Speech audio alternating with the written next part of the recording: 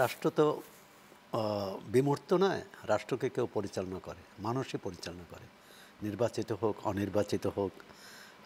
এবং যারা পরিচালনা করেন তাদের মন মানসিকতা তো রাষ্ট্রের নীতি পরিকল্পনায় তার প্রতিফলন, তার ছাপ থাকবেই, এবং সেটি হচ্ছে। এবং সেটা যে 5 আগস্টের আগেই হয়েছে, 5 আগস্টের পরেও হচ্ছে।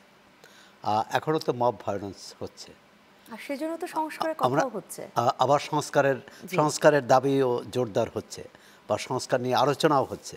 একই সঙ্গে মব কালচার বা মব ভায়োলেন্স আর গণতন্ত্র তো চলতে পারে না। এর যে কোনো একটাকে বেছে নিতে হবে, এবং গণতন্ত্রকেই বেছে নিতে হবে। মানুষ সন্ত্রাসকে না বলেছিল বলেই কিন্তু এই গণ অভ্যুত্থান সফল হয়েছিল। তৎকালীন সরকারের জবরদস্তি, নিপীড়ন এবং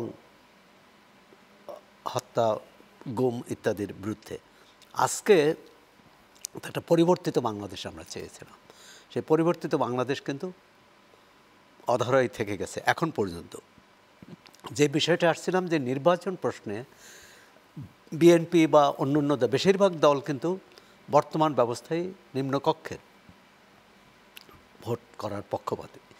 কিন্তু জামাত ইসলাম, এনসিপি, ইসলামী আন্দোলন, আরও কয়েকটি দল, তারা কিন্তু বলছে আনুপাতিক হারে ভোট হতে হবে। অর্থাৎ ভোটের ভিত্তিতে প্রার্থী নয়, ভোটের ভিত্তিতে দলের কে কোন দল থেকে কতজন প্রতিনিধি হবে সেটা ভোটের ভিত্তিতে।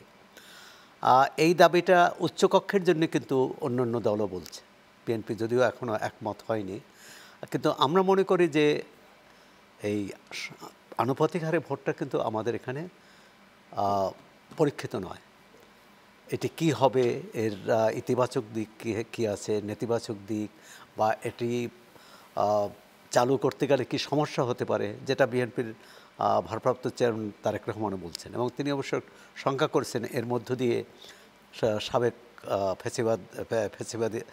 ফ্যাসিবাদকে উৎসাহিত করা হয় কিনা।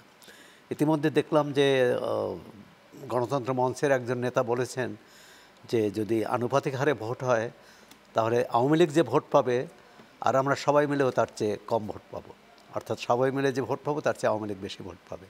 এখন কেউ বেশি ভোট পাবে, এই কারণে এই ব্যবস্থা বাতিল করতে হবে বা এই ব্যবস্থা আনা যাবে না, এটি কিন্তু যুক্তির ভাষা নয়, যুক্তির কথা নয়।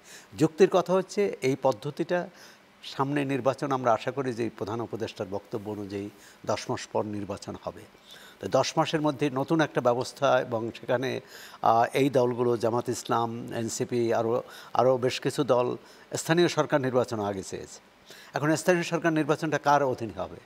তাহলে অন্তর্বর্তী সরকারের অধীনে। তখন তো আর স্থানীয় সরকার নির্বাচনের মাধ্যমে তো সরকার বদল হবে না।